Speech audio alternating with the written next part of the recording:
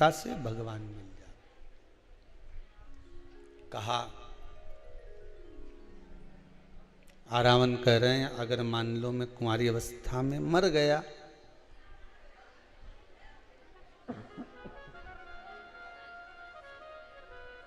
और कुंवारी अवस्था में चला गया मान लो,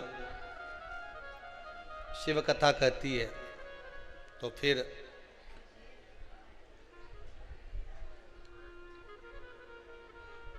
ना तो मेरा तर्पण होगा, ना मेरी तिलांजलि होगी, ना ही मेरा पिंडदान होगा।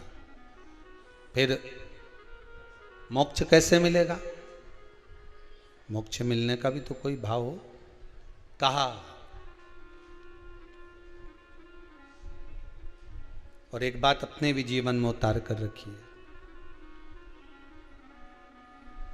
देखिए,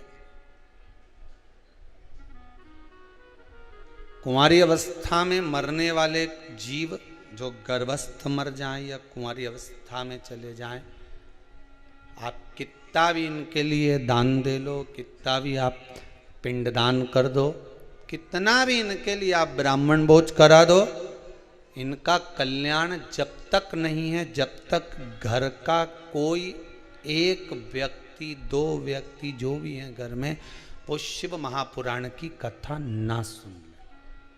और एक बात बहुत ध्यान दीजिएगा, बाबा ने तो कृपा करी है कि श्राद्ध पक्ष में शिव महापुराण की कथा सुनने को मिल रही है। श्राद्ध पक्ष में मिल रही है। और मेरा तो माताओं से विशेष रूप से निवेदन है, पुरुष वर्ग से तो है ही, नवयुवक बच्चों से तो है ही, गर्भस्थ दुनिया के लोग तो यहां 7 पीढ़ी की बात करते हैं कि 7 पीढ़ी में अगर कोई कुंवारी अवस्था में गया होगा तो उसको मोक्ष मिल जाएगा। यहां शिव महापुराण की कथा और उज्जैनी सांदीपनी ऋषि बाबा की वो पावन धरा वावंतिका उज्जैनी में भगवान शिव के मंदिर के उस दीवाल पर लिखा हुआ है, 71 पीढ़ी तर जाती है मात्र एक शिव महापुराण की कथा श्रवण करने वाले, करवाने वाले की 71 पीढ़ी।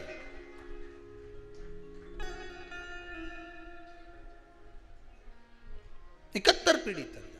अब 71 पीढ़ी में ना जाने कितने कुंवारी अवस्था में गए होंगे, कोई जरूरी किसका याद, कौन एक्सीडेंट में, कौन अधोगति में चला गया होगा, किसको। एक बात आपको कही थी, आप लोगों को स्मरण होगा, अगर मान लो आप ब्राह्मण को भोजन नहीं करा पा रहे हैं, मान लो आप गौ माता को रोटी नहीं दे पा रहे हैं, स्वान को भोजन नहीं दे पा रहे, कौवे को भोजन नहीं दे पा रहे हो, और मान लो गया ब्रह्म कपाली या कहीं पिंडदान नहीं कर पा रहे हो, तिलांजलि तर्पण नहीं कर पा रहे हो, तो एक काम जरूर करना, जल के पात्र में 2 बूंद गंगा जल डालना, और वो गंगा जल शंकर को रोज 16 दिन तक चढ़ाइए, पितृदोष समाप्त हो जाए।